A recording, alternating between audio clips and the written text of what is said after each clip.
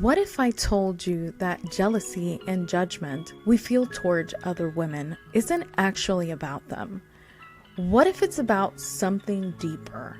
How we've been shaped by culture that thrives on insecurity, scarcity, and competition. Yeah, we're going there today. Welcome to IDGAF, Identity, Growth, and Fulfillment. This isn't your typical self-improvement podcast. We're not here for surface-level advice or picture-perfect moments. We're here for the raw, messy truths, the I'm doing my best, but damn, this is hard kind of moments.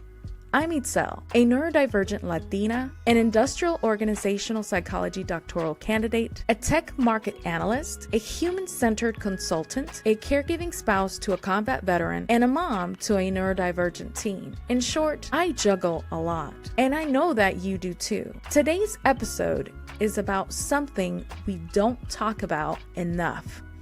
Why women sometimes tear each other down.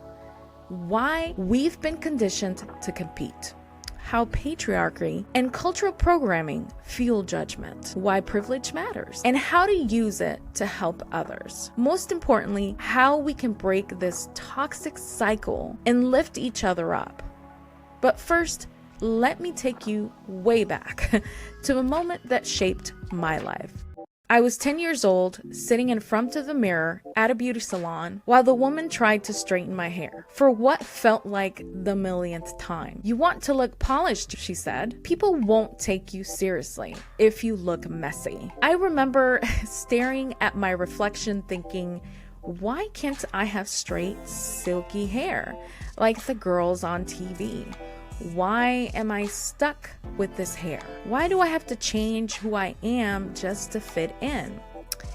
That moment planted a seed, one that grew into years of insecurity and self-doubt. I started lightening my hair, changing how I spoke, and distancing myself from anything that felt too ethnic. Why? Because I thought it was the only way to succeed. And let me tell you, it's exhausting trying to fit into a mold that was never made for you. No matter how hard I tried, I never felt like I was enough. Let me be real with you for a moment. If childhood had a soundtrack, mine would be the sizzling sound of a flat iron and my aunts and my mom saying, "Just one more pass." Spoiler, it was never one more pass. We've all been there, haven't we? Maybe it wasn't your hair, maybe it was the body you didn't have or wanted, the clothes you couldn't afford, or the opportunities you didn't get. And the worst part, we project that same judgment onto other women. We see someone living the life we want, and instead of celebrating her, we criticize. What was a moment where you felt you had to change who you were just to be accepted? Write it down or reflect on it for a second. Let's move on to cultural programming, media, and society. Social media, believe it or not, is basically a highlight reel on steroids. It's like everyone is living their best life at a brunch while you're still trying to find your other sock. Mind you, this can happen to me because I'm a neurodivergent. Our culture programs us in ways we don't even realize. In the Latinx culture, light skin and straight hair praised, while features that reflect indigenous or African roots are often dismissed as unrefined. In media, women are constantly portrayed as each other's enemies. Let's think about it. Cinderella, the evil stepsisters, fighting for the prince. Reality TV shows thrive on female drama. The Bachelor, anyone? Fashion magazines push body comparisons on every page. You might be scrolling through Instagram and see a fitness influencer with her perfect smoothie bowl, glossing skin, and yoga poses. Meanwhile, you're sitting on your couch eating cereal for dinner or a Hot Pocket. Suddenly, your life feels like chaos. The message is clear. If she's winning, you must be losing. But that is a total lie. A lie designed to keep us insecure and competing for scraps. Think about it. Why do we love reality shows where women are tearing each other apart? Why does media encourage competition instead of sisterhood? Let's talk about something that we rarely talk about: toxic identities we aspire to and low-key hate.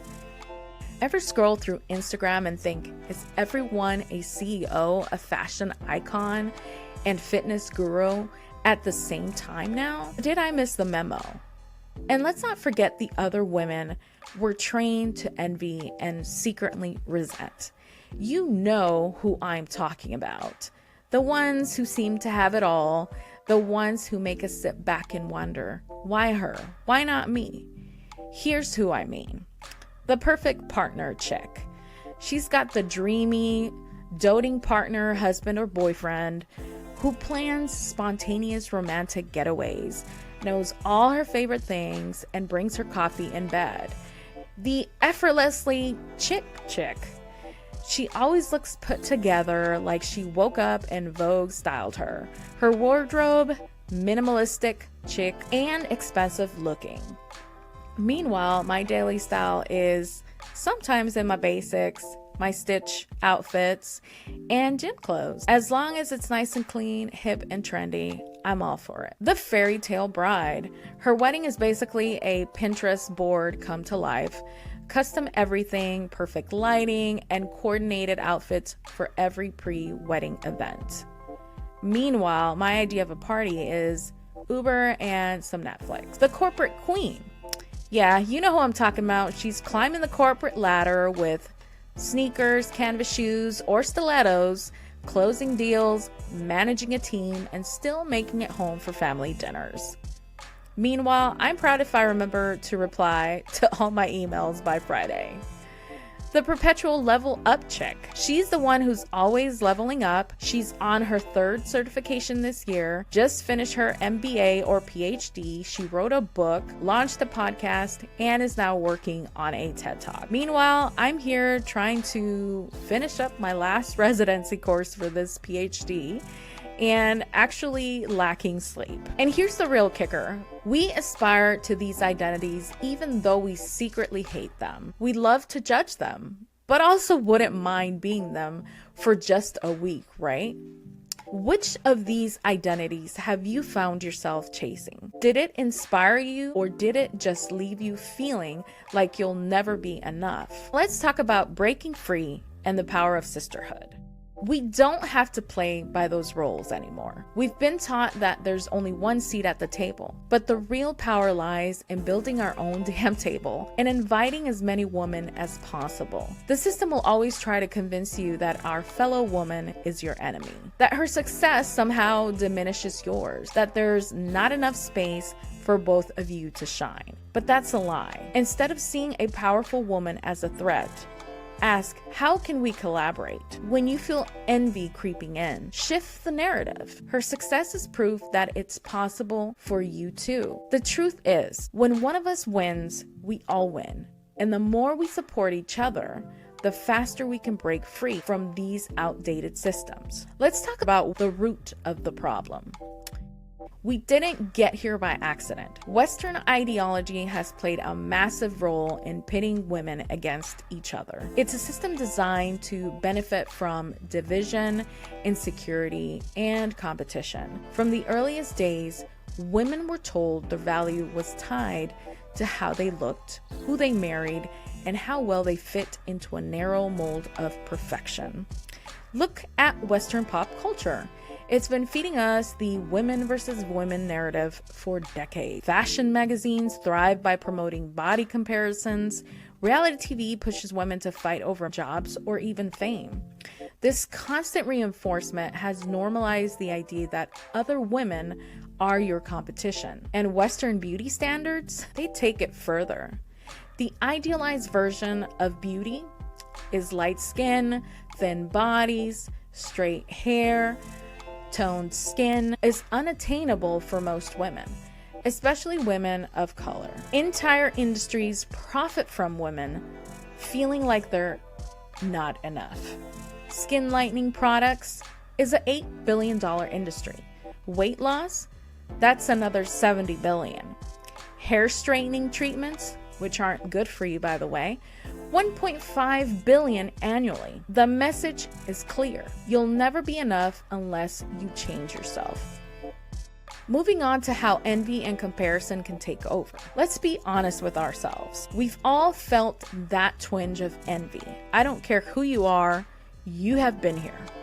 Maybe it was at work, watching a colleague get promoted, you're stuck in the same role, or maybe it was social media, watching someone post their dream vacation while you're struggling just to get through the week. The problem comes when we let the envy turn into resentment. According to the Psychology Today, women often act cruelly toward each other for three main reasons.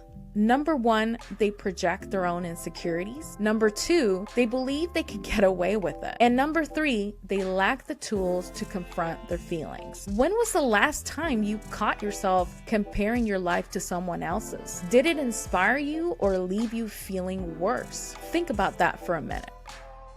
If you have privilege, use it to lift others up. Some of us have certain advantages, whether it's because of our skin color, socioeconomic status, education, or access to resources. And here's the thing, privilege isn't something to feel guilty about.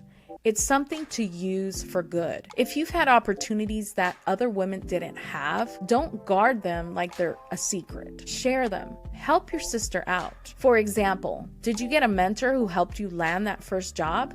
Mentor another woman. Do you have access to a professional network? Open that door for someone else. Did you learn how to navigate corporate spaces early on? Share that knowledge. When you help another woman rise, you don't lose anything. You're not dimming your light. You're building a stronger, brighter community. In the end, privilege is like Wi-Fi. If you've got it, share the password and help a sister connect. Another thing you'll want to do is check your blind spots and be an ally. Here's the hard truth. Sometimes when we're in positions of privilege, we don't realize the struggles other women face. It's easy to think, if I could do it, why can't she? But that mindset ignores the systemic barriers some women face every single day. Here's a fact for you. Women of color and neurodivergent women experience higher levels of workplace discrimination and fewer mentorship opportunities than their white neurotypical counterparts. It's not enough to say, I worked hard to get here. Of course you did, but you didn't get there alone. No one does.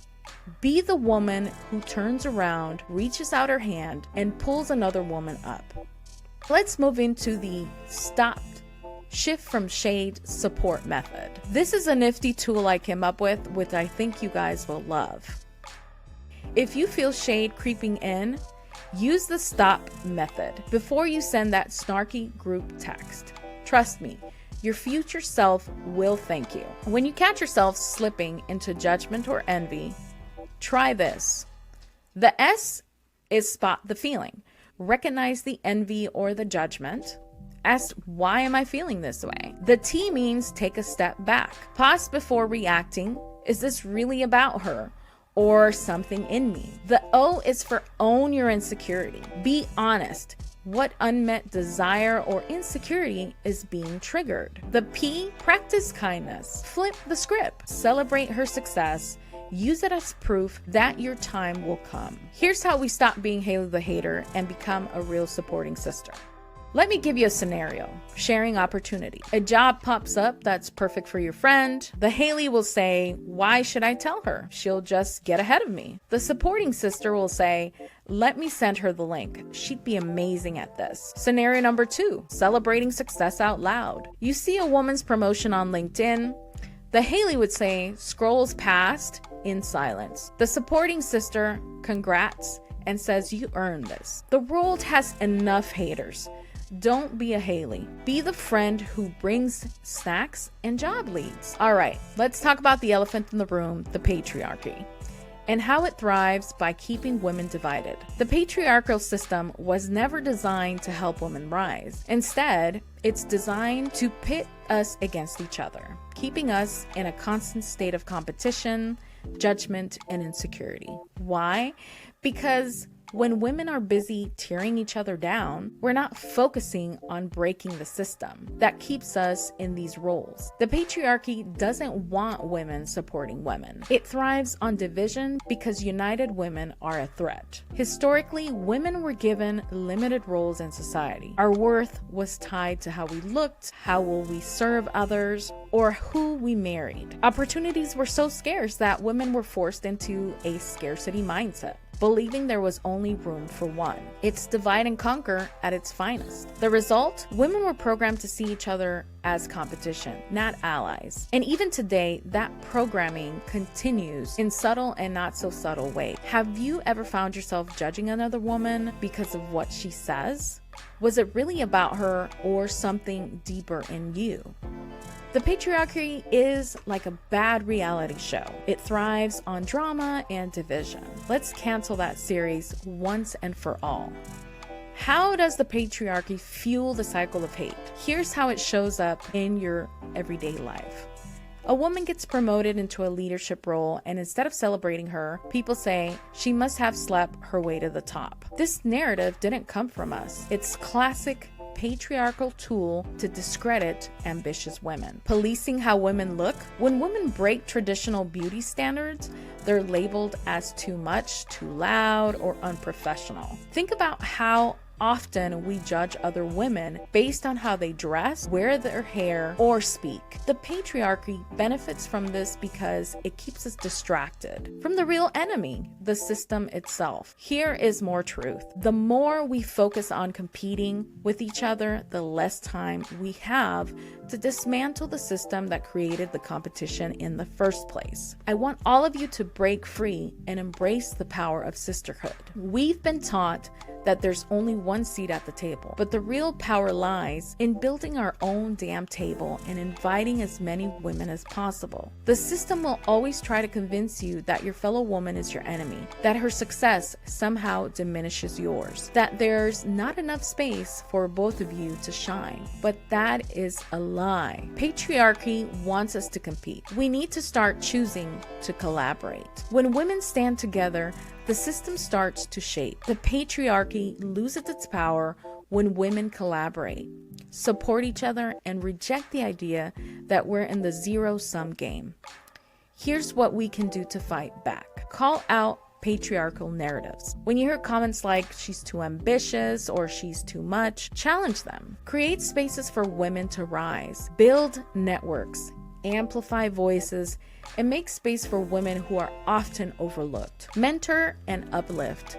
Use your privilege and experiences to help other women rise. A simple truth: we can rise together. The most radical thing we can do is choose sisterhood over competition. The patriarchy, as you have seen, wants us to fight each other, but we're here to lift each other up. Another woman's success is not your failure. It's proof that success is possible for all of us. There's enough room at the table for everyone. So let's build more chairs. We're not playing by the rules anymore. We're creating our own game together. Remember, united women are unstoppable. Building a table is way more fun than fighting over one chair, especially if we get to decorate it ourselves. Ladies, listen up. We've been sold a lie that there's only room for one of us. But the truth is, when we stop competing and start collaborating, we are unstoppable. Another woman's success is not your failure. If you have privilege, use it to open doors, not close them. There's enough space for all of us to win. Next time you feel envy creeping in, use the stop method. Reflect, reframe, and choose kindness. We are not each other's competition. We are each other's revolution. DM me or comment below. Let's talk. Listen, share, and let's break this cycle together. Remember, your challenge for this week: lift another woman up, share an opportunity, celebrate her win out loud, be the ally you wish you had, and remember, we rise together always. I'm Itzel, and thank you for joining me today on IDGAF.